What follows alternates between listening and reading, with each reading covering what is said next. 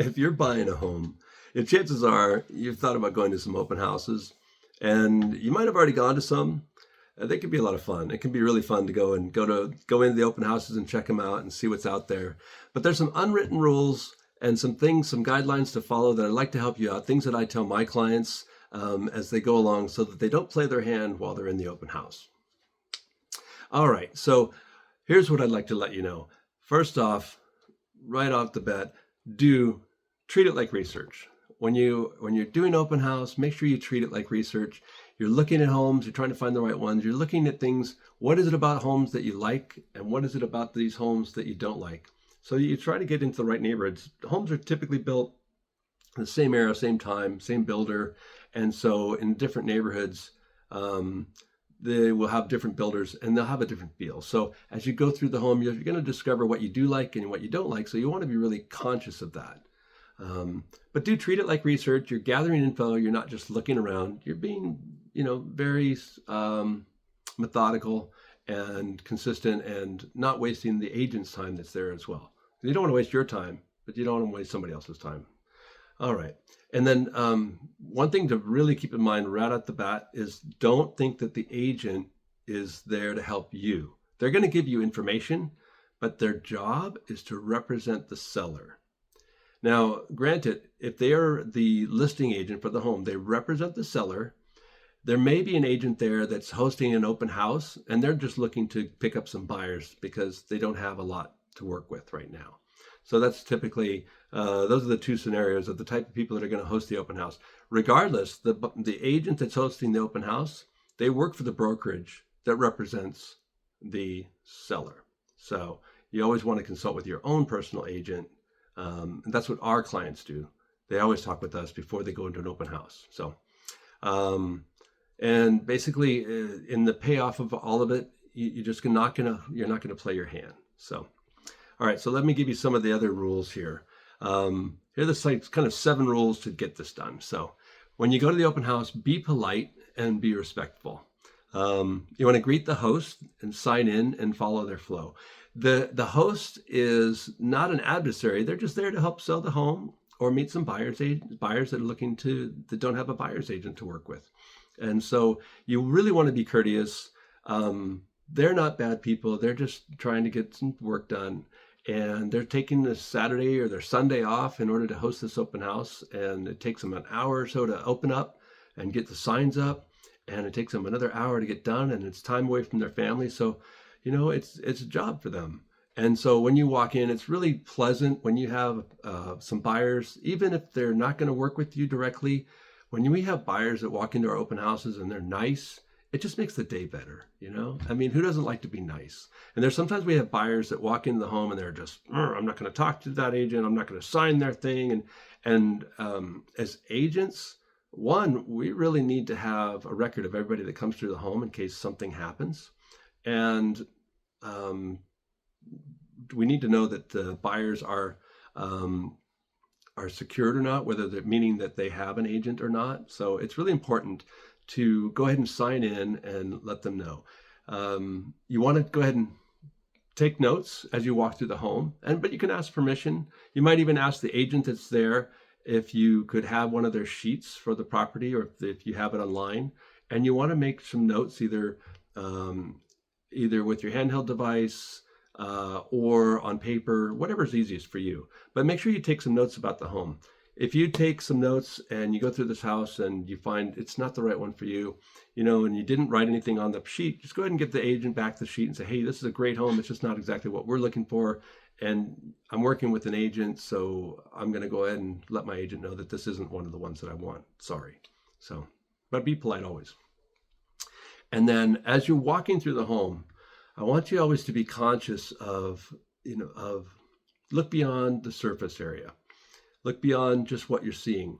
Many homes, at least the homes that I list, we make sure we bring in a stager and they make the home look shows in its best light. So we're getting it ready for the market so somebody else can see themselves living in the home. And sometimes that means that the designer will, they'll focus on to get your attention on something that's more beautiful than on something that's kind of maybe not an eyesore, but something that's not exactly perfect in the house. So you want to make sure that as you're walking through the home, look past the surface, and pay attention to details. Look up at the ceiling, look at the flooring, look in the corners, look around at different things. You can also ask smart but yet non-revealing questions of the agent. The agent that's on duty, you could ask, of course, like, how old is the roof? And if they had a sheet on the property, you'd want to ask them for the sheet. There should be some details, and you want to familiarize yourself with these type of sheets, these multiple listing service sheets or MLS sheets. And ask questions like, how old is the roof? Ask if there's been any electrical problems that they know of. Are they aware of anything? Are the sellers giving any credits? Are there any recent upgrades, any construction? And the agent may or may not know all the answers to those questions, but a good agent will tell you, they can get back to you. Or if you have an agent yourself, you can give them your agent's card or number, and then tell them to let your agent know that you're interested in finding out more about these houses. If you're not, don't take that agent's time. So, they're going to spend more time away from their family if they have to answer questions that you're really not interested in anyway. So I wouldn't do that. But be sure, whatever you do, asking these smart questions. When I say non-revealing questions, don't say things like, I love this house, how low will they go? Those are questions that you want to keep close to the vest. And that's part of negotiations. You want to never say in front of the other agent that you love the house. And when you're standing outside and you're on that doorstep, you don't want to say in front of the ring doorbell, oh, I love that house. Oh, I got to have it. Gosh, because there's a good chance that the seller's listening to every word you're saying. So make sure you say those kind of things in the car, never to the agent, and never, ever on the doorstep in front of the Ring camera. Okay? All right. So using these strategies, that's going to help you in the end. It's going to help you strategically. And you want to be strategic instead of emotional when you're going through an open house. There's a science to it. And remember, every one of the agents that's hosting an open house, they're listening for signs. At least the good ones are. They're listening to who liked what and when. All right, so what not to do in the open house? Don't reveal too much. I said that earlier. Never mention your budget. Never how much you love the home. And never mention that you're on a moving deadline, especially that. If it turns out that this is the home that you love and you're got it, like, I got to have this house. I got to have it. Never reveal that in front of the agent, because that's going to be played against you when your agent goes to help you buy the home. We need all the negotiating strategies we can, and we don't want to give away that you might walk from the deal. We just want to hold that card. And if they know that you're on a timeline and there's not that much inventory, the selling side is going to try to use that to their advantage if they're any good, and they'll work your emotions on that. So, or they may not work your emotions, but they may not give in to maybe there's a repair addenda that's required. Maybe they're not going to fix something. Maybe they're not going to go lower on the price. Maybe anything. There's a lot of contingencies in the contract that we can go over in another video.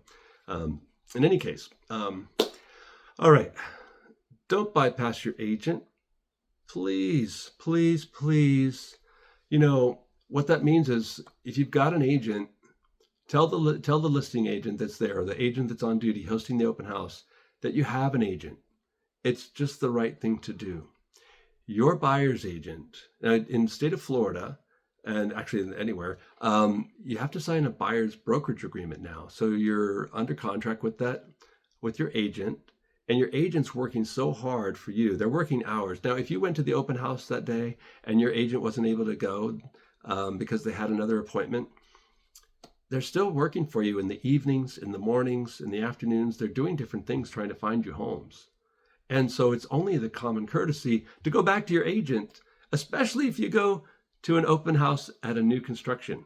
Oh my goodness, new construction. We have so many buyers that sometimes accidentally walk into the new construction and end up buying a home without their agent. That happens. We hear that all the time in our board of realtors. And it's just so not nice, because agents work for their They work for free until they get paid a commission. So it's their time, time away from their family, and they're working for you. They really are. So make sure you sign in for your agent. It's the right thing to do. Okay, don't be rude. Don't be careless. Snooping around in private drawers, that's not the right thing to do at the open house. We don't do that, no.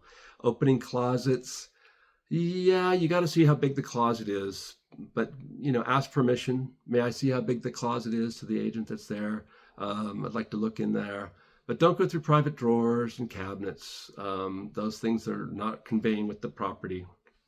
But so respect the boundaries of the homeowner, because you wouldn't want somebody snooping in your closet, right? I know I wouldn't. So, all right. Well, remember, you want to protect your negotiating power by not giving away your hand. Don't tell everything. You want to make sure you go back to your agent, your own personal agent, and tell them what you saw and what you found, and what you found out if you do love the home. And if you didn't love the home, it's the courteous thing to do is to hand the sheet back to the agent that you went with, or excuse me, that was hosting the open house, and just let them know, hey, this is a great house. It's just not the right house for us. I hope you have a great day.